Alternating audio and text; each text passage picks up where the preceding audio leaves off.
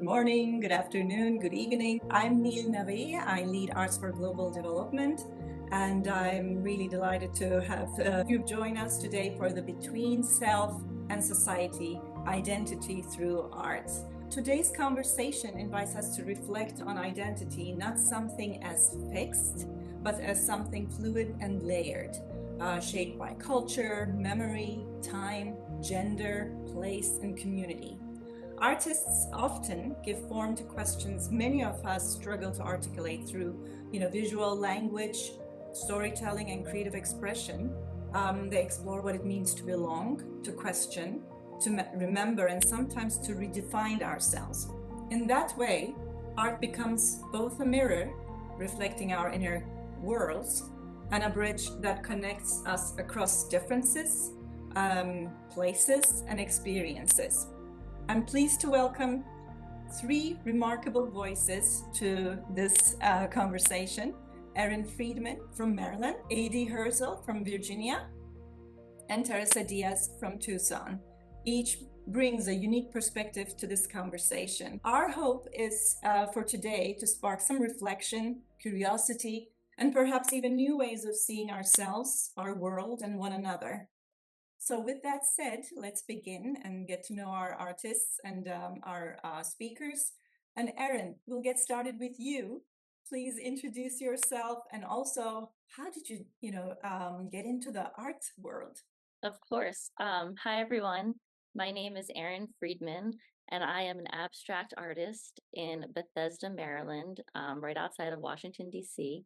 I would like to say I've been an artist my whole life. My story to where I've gotten today as a full-time artist is basically I had my degree in fine art and design, and I always wanted to be a painter. However, I struggled with if I could make it full time as an artist with the roller coaster of an artist and what it means today and how hard it can be. So, for 1 decade, I worked as an illustrator. I designed children's toys for museums and aquariums all across the United States and the world.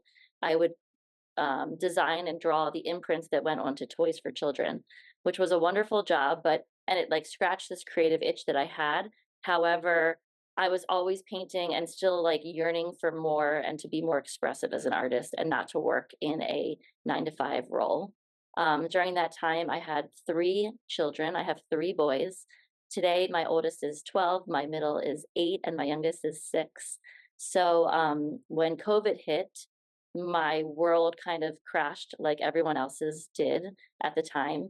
And my youngest was 6 months old at the time. I was breastfeeding, and my others were in school, and school was closed. So I quickly, within days, had 3 children in my home, and I was no longer working because I had to support them in a school setting at home. So I decided that I would, get through COVID and then go back to my position. But in the meantime, I started painting more and more for therapy, for like my personal therapy and connection with the world and outside. So I started to share my artwork just as a form of expression. And during that time, social media really picked up through COVID, and people started requesting my paintings for commissions. So I realized that this is a path that I could explore during this transitional period of my life. And then I realized that I could make a life of this. And I've been doing commissions and gallery representation and shows ever since. And I left my job. I don't know if I would have ever left it otherwise. And I'm extremely happy to have full artistic expression. And now I have a studio in my home that I work in full time. That's awesome. Sometimes some challenges kind of open up those new pathways, and you 100%. never know. You're right. Yeah, it would not have happened otherwise. I think I would have just continued to dabble in it and not taken it seriously enough, which it forced me to do. hmm Let's jump to you, AD. You have also a very interesting background in terms of how you enter this world and how you're kind of the stories that you're sharing, including your own background. So, Mhm. Thank you. Thank you so much, Neil, for inviting me to this. So let's see. Originally, I was trained as well. Originally, I got a degree in English. so so I did the college thing, and then when I was 25 I realized that I could actually do something that I loved. And so I went to the Academy of Fine Arts and studied painting and printmaking, and then went to get my MFA from the Tyler School of Art in printmaking. But because of funding, I had to transfer over to the MED program because I'm like, well, I'm going to need to get a job, and so I think I'll end up being a teacher. But very similar to Erin, I was also, trying to have kids, trying to have a family. So I had my first child when I was 37. So that's a little bit later. I'd been professional for a long time. And it was a huge kind of rupture in my identity and my life because I'm a Korean adoptee, intercountry adoptee, and I really wanted to be at home with my children, raising them. So I was a stay at home mom. Similar to Erin during the pandemic, everything really changed for multiple reasons. My adoptive mother also had passed away previously, and I received my adoption files. And for the first time in over 50 years, I saw information about my own story that I had never known. I saw pictures of myself as an infant that I had never seen before. And I thought I was home during the pandemic, having been a teacher for a little while. And I said, well, if there's a time for me to do this, now's the time for me to examine this and start looking into this. And during that time was also a very socially disturbing time for Korean adoptees online, because if you imagine all of the social ruptures that were going on just politically, for adoptees, if you're a child of a different race in a family, that does not necessarily mean that that family is tolerant. That's not a precursor for tolerance, right? To say, oh, I have an adopted child from Vietnam or from Korea. That doesn't mean you're racially conscious. And oftentimes it's not the case. So there were many, many intercountry adoptees online who were having great ruptures with their families because their families were not seeing the struggles that they were encountering in society, and they weren't respecting them. And so I thought, I'm going to go online and I'm going to, just be a mentor. I'm in my 50s. I've resolved a lot of things. But of course, you always think you know things, but you don't know anything. So I started doing a community art project, and that kind of evolved into me exploring more my own story, understanding the misunderstandings I had about my own story, my own birth story and adoption story, really examining that and then exploring that in my work. So most of my current work synthesizes all these things that I've learned and experienced in a search for truth and understanding about my birth story. And I utilize a variety of, realism, abstraction, organic inspiration from nature and patterns in my work to talk about my Korean history, my origin story, war, colonialism, greed, evangelical Western supremacy, patriarchy, child trafficking, social poverty, and women's issues. So that's kind of where I am right now. Mm-hmm. A lot of various, themes, issues, challenges that in general human beings, regardless of gender, but then as you're kind of looking at it from a woman's perspective, and how you're kind of pulling it together. I'm sharing my screen that has two of your paintings. We'll get into that, but I want to switch to Teresa. So I'm going to stop sharing my screen for a second and have Teresa also introduce herself. Thank you for the invitation, Neil. And it's really nice to meet you all and meet Erin and AD. My name is Teresa Diaz. I am from Mexico City. I left Mexico City after high school to pursue a career in the arts in the United States. And I began by studying fashion design, and I loved the fashion history part of the course, but I also started to study art, painting, drawing, etc. So I kind of did a dual career. Was able to get a scholarship in New York to finish up my degree, and I stayed in New York for a while. During those times, I was given the opportunity to work as an intern in several museums. One of them was the fashion collection in Texas. And when I went to New York, it was the Costume Institute at the Met, at the Metropolitan Museum of Art. And that began like a whole entire change of career with me. I went to get my master's degree in museum studies in DC. And so my concentration was more on material culture rather than art. And so it was material culture, but also in costume. So I worked with several institutes in the Smithsonian with costume and with cultures as well. And so I just spent the rest of my I guess 30 years in the United States working with museums, working with a Latino museum in Fresno, California, working also at the East LA College at their museum. And I started to work with a lot of artists. Actually, I met Nil in DC while we were organizing one of the famous events, yearly events called Artomatic, which is an invitation to all sorts of artists to exhibit for a whole week. And I started to work with performance artists.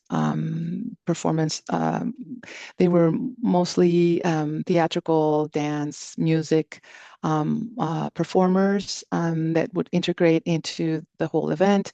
And from there, I had the idea of always contextualizing the exhibits that I would curate with other arts, with the multidisciplinary arts. And most recently, I lived in Oaxaca. I lived there for about 8 years, and I opened up a gallery which represented abstract artists in Oaxaca because there was no representation of abstraction in Oaxaca during the time that I was living there. So I worked with very kind of outside the box thinking artists. And I was able to also do really fun and interesting events at the gallery with music, with dance, with performance, with theater. And also, I gave lots of presentations about different subjects in contemporary art and especially in contemporary Mexican art to the public in Oaxaca. So most recently here, I've been living in Tucson, working with nonprofits, working on development with nonprofits, and I've been also bringing the artists that I work with here to Tucson. So right now, I have a collaborative project with the consulate and with several other galleries here in Tucson. So this is just starting. I've just been living here for almost a year and a half. So it takes time, but it's just starting. And I don't have any kids. I never did have any kids. I was able to just concentrate on my career, concentrate on exploring and adventuring. I've lived in many different parts of not only of the United States and in Mexico, but in different other parts of the world. So yeah. Thank you for joining us, Teresa. And speaking of the theme of identity, and I think, we had touched on that a little bit, Teresa, with you about, especially as you're kind of representing abstract artists and as someone with a Latina background and how that sometimes the perceptions and the Western or Northern, cultures, how people interpret and kind of position artists depending on where they're coming from. Can you speak to that a little bit, as we're kind of dabbling into this concept of identity and how art forms and shapes that and vice versa, and how do you interpret all that?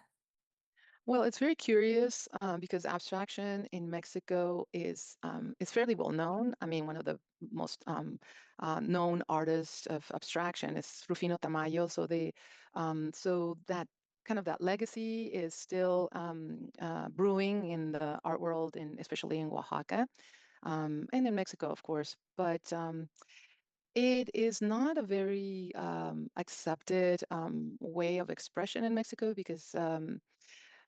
because of the figurative of the need to have figurative representation in people's homes, and because folk art is so strong.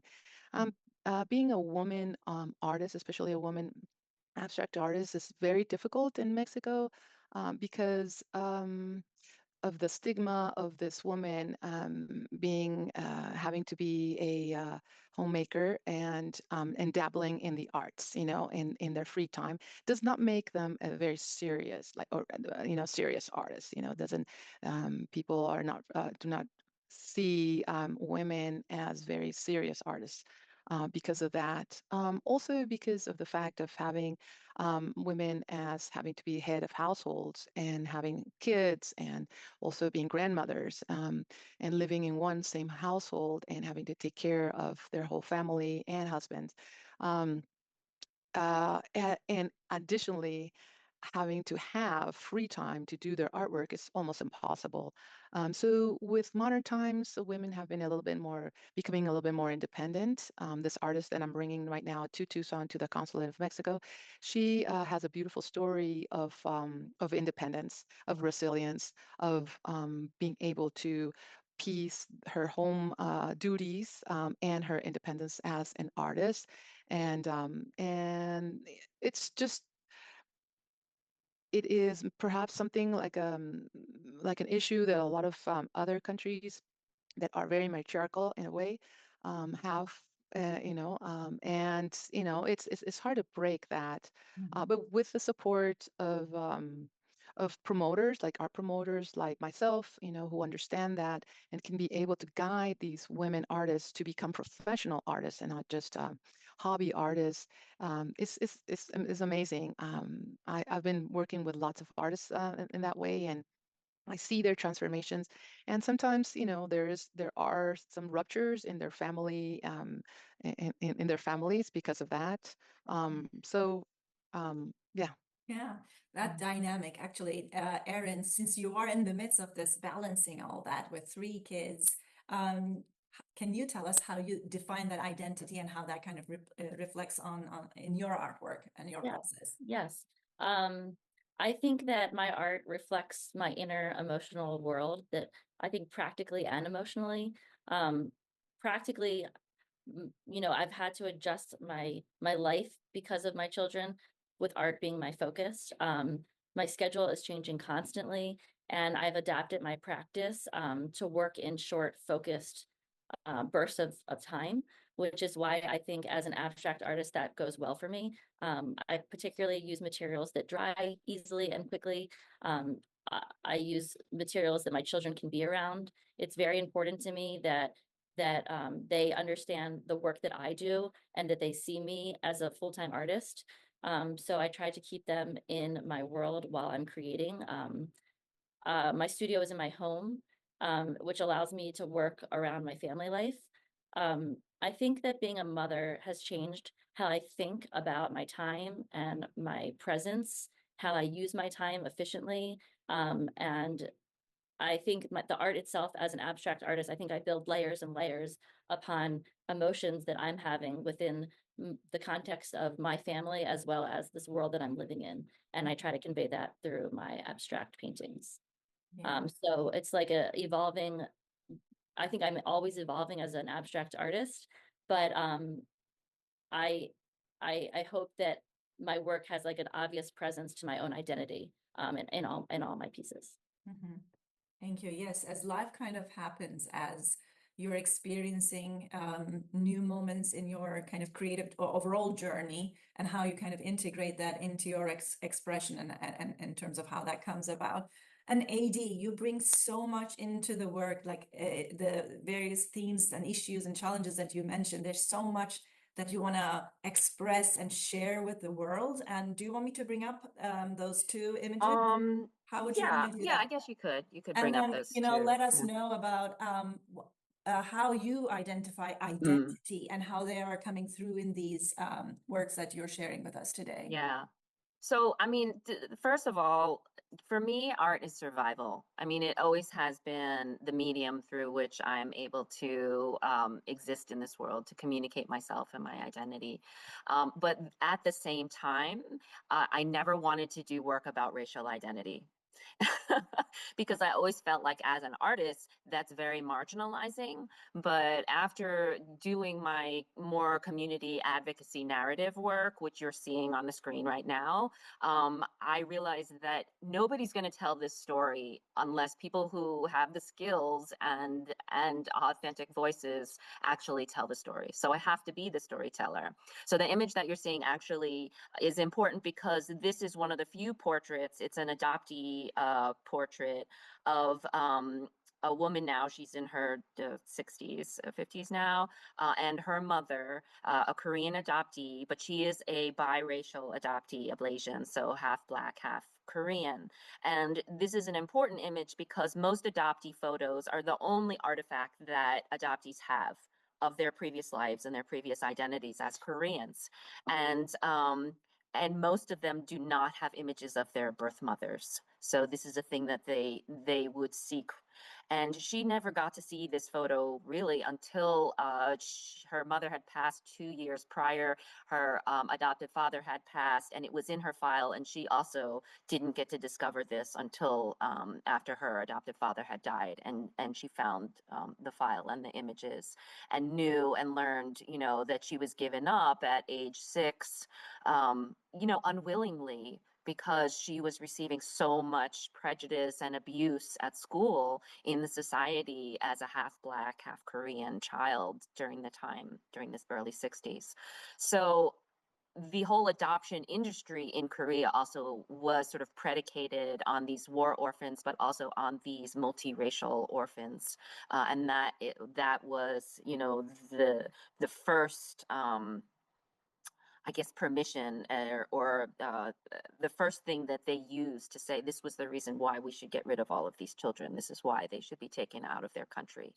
And then if you'll just flip to the other one, the golden portraits, the silhouettes were really mirrors of the portraits that I did. So the one on the left is another woman who was brought over when she was 5, I believe. And it really is a kind of, each of the images were made based on flower motifs. And I asked the adoptees to find out what their adoptive mother's favorite flower was, because a flower is a symbol of reproduction, right? And then use that to create this very sort of abstract, organic ornamentation, reflecting on this woman's survival.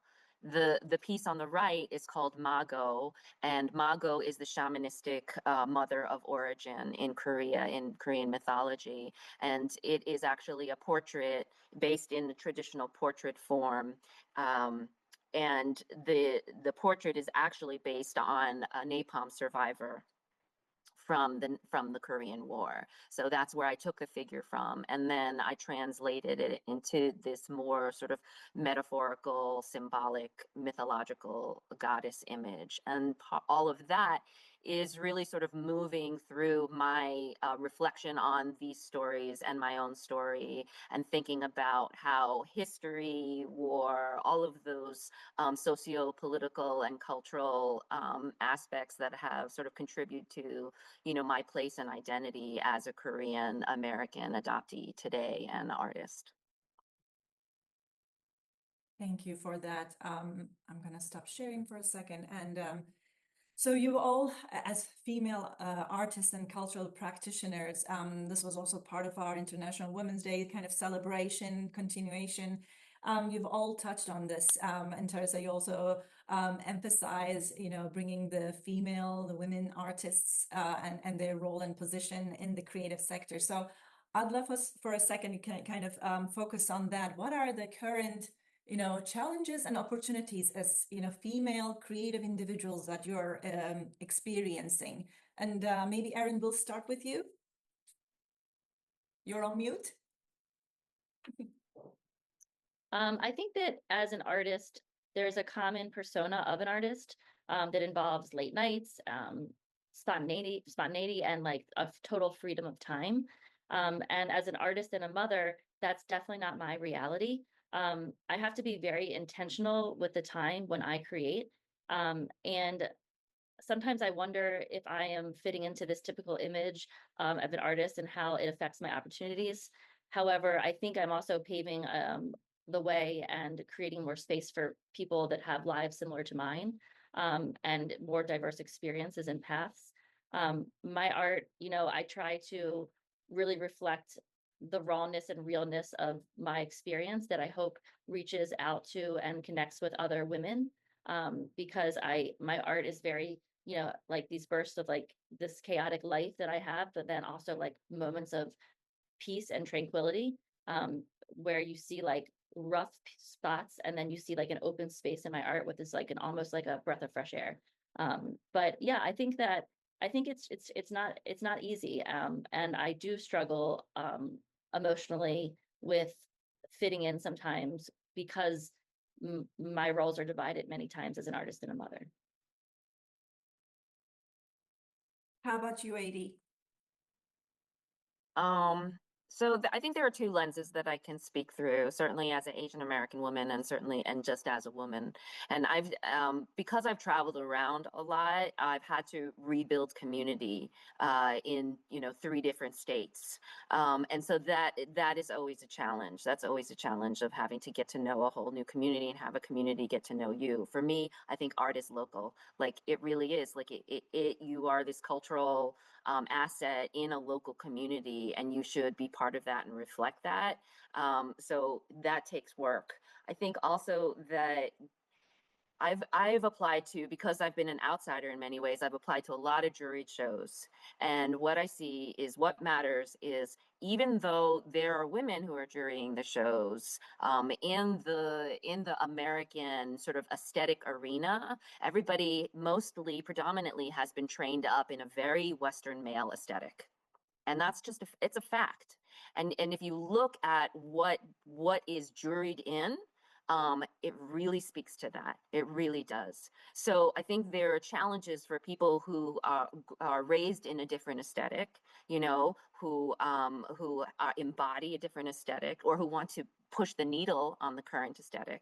And I think also women's aesthetic is not necessarily the same as male aesthetics, and maybe that, that is cultural. Like everybody is like raised in different communities and different influences. But I think that, that's a very broad generalization, but I've seen that. And that doesn't mean, I was trained in a very Western, PAFA is a very Western classical, institution. It's a figurative painting institution. And so I learned all the tricks, I learned how to see that way. But when I go to Korea and I like am walking through the museum, I think, oh my gosh, this design, everything that's here completely resonates with me. And some of those choices that I make sense there, but they don't make sense here. Like they don't fit well here for people who are judging or looking to, represent. The other thing is like, who's buying the art, right? So you've got all of these women who are like arts administrators, who are arts educators, but we still don't have, as much representation for women, right? It's just not there. Well, why? Like, what's the excuse? It's just like, dude, there are so many more female artists. Just say like, we're going to show like half of our artists, half of the shows we have are going to be female artists. That's it. It's just a choice. So there's all of that I think women are, working against. And also women, I think sometimes women just like men, right? So there are some women that just like men. And when you like the men, you like their art, and then you buy their art, right? So it's just like, why are women not buying other women's art? What is it that they're looking for, when they're buying art? Like, so how do we build up that community and knowledge and appreciation? And it doesn't just have to be about like women's empowerment or, whatever. It just has to be like, when I was doing these abstractions, I had a show down in Texas, and there was this one piece totally abstract. It was called Everything But the Kitchen Sink. And a woman stood in front of it and she's like, I know exactly what this is about. It's like we're speaking a similar language. We just have to, we just have to keep on holding each other up and supporting each other. So I think that we have a long way to go for that. I think that's a big challenge. Mm-hmm. So there's that element of being able to resonate, be relatable. But in general, when it comes to especially sustaining your life as a full-time artist, how do you help and educate the potential buyer to see your art, to be able to understand your art and appreciate that, right, in general? So Teresa, tell us what you're experiencing in terms of the challenges from a female, artists and creative practitioner perspective, as well as opportunities.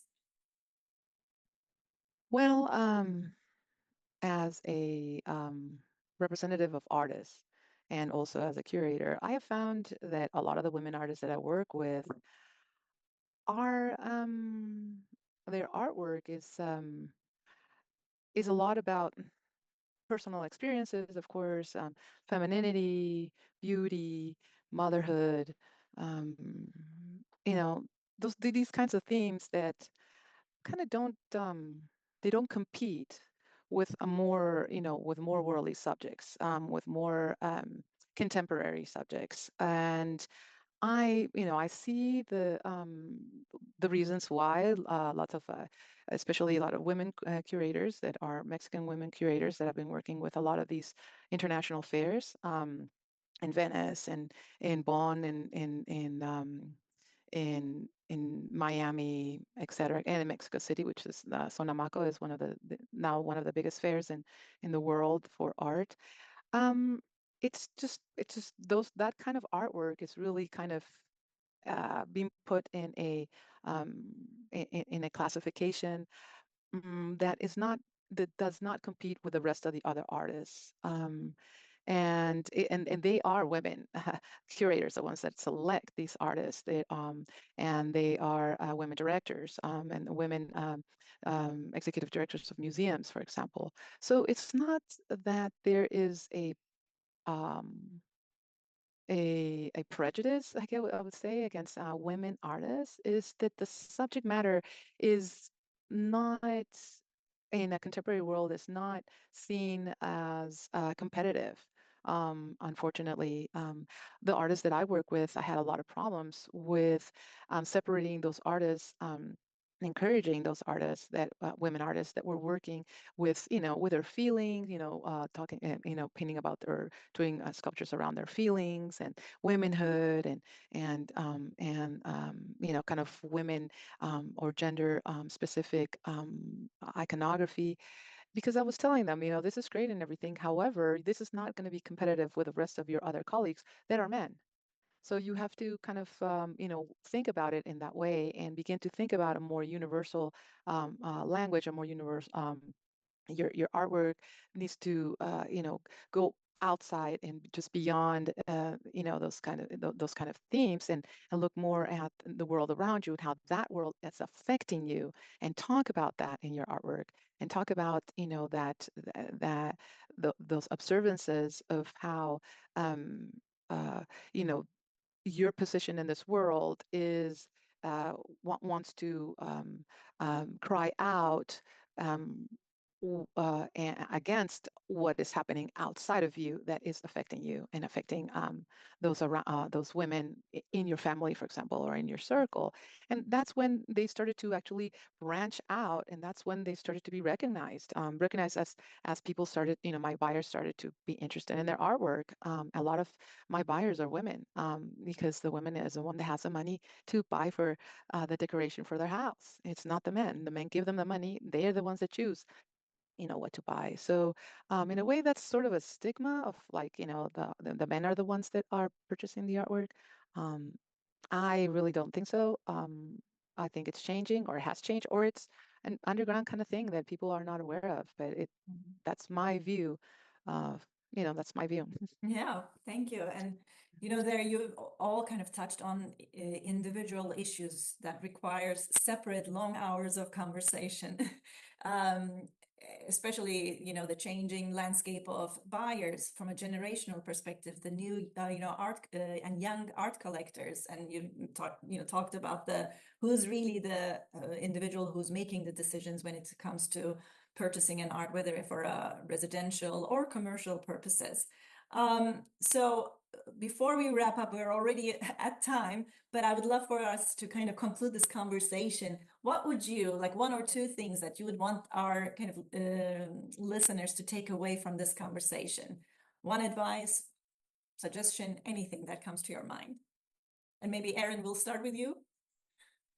Sure. I guess one thought that I have is, some of the most like meaningful and creative lives that we have are the ones that don't follow the script of how other people live their lives. And artists can be different, and we can come in various shapes and forms. Um, I think that, as someone that represents myself mostly for my art, 99% of the work that I do is for female collectors. And I think that people resonate with relating to me and and like the life that I have and everyday experiences, and just creating this piece of art that they're connected to, that makes them think or pause or relate to the world that they're in. I not only do I do commissions, but I also do like these family abstract pieces that I facilitate, where families come in and they take part in an abstract piece to like signify this time in their lives. So I feel like, as artists, like we can find ways to connect with our community and make a mark and create a legacy for ourselves as women, as artists, and as mothers. I think it's really important. Right. How about you, AV? Any? Well, I guess I think that the negative thing that visual art has is you're not necessarily captive in terms of time. Like when you read a book, you're captive for several hours or whatever, that you have to read that book or a song, and you're embodying that song. And I think there's some statistic that most people go into museum and like give an image like 60 seconds and walk away, right? But it's clear that for me, it is all about the vision and the life. Artwork worth looking at is about the vision and the life of the creator. And so when you see something, that I would just encourage you to look longer and look more and learn more about the artist, about why they're making art, about what inspires them, and do a little more research into that, because each artist is a book. We have multiple stories for you to learn about, and we know that research shows us that looking at art actually does change your brain. It actually increases your neuroplasticity. So there are so many reasons and benefits to be looking at art, and to have original art in your home. So I would obviously encourage that. But I think there is also a different place for a community artist advocate, which can take you into another realm of what is the role of artists in community as culture builders, as reflections on what's going on in society, and I think that's really important. So if any of my work is resonated with any of the viewers, and you're interested in issues about Korean adoption or intercountry adoption, I would recommend you look up the Frontline documentary on South Korea's adoption reckoning. That's a very good, recent, insightful documentary on the system of child trafficking created through the whole intercountry adoption system. And then if you're looking for post-adoption resources, or to understand issues that adoptees are going through, the Intercountry Adoptive Voices, ICAV online, has tons and tons of resources for that. Within the US, there are major issues for people who came over as children, were not naturalized and given citizenship by their parents, are not currently citizens, and are subject to the possible deportation under this current administration. There are at least 20,000 adoptees who are now full-grown adults who have lived in this country for their whole lives, 30, 40, 50 years, who could be deported at any time. So there's legislation going on about trying to rectify that, and that's been going on for years, that we've been advocating for that. So all of these things, these small things about all are rooted in women's empowerment, as far as I'm concerned. It's about, do we own our bodies? Can we make choices about what happens to our children? Do we get to keep our children? Like that's just central. So yeah, so that's my little soapbox for today. Thank you, Edie. Overall throughout the conversation, we talked about, art being the cultural connector within a community. It's important to find your community to be able to resonate. We talked about art being really a reflection of the artist's vision, creation, the process itself, and also the questioning almost: do you create art in order to sell, so that you need to tweak it, and also understanding the potential buyer's interest, or do you really create because of what you want to create, because of your vision and all that, and how do you balance all that?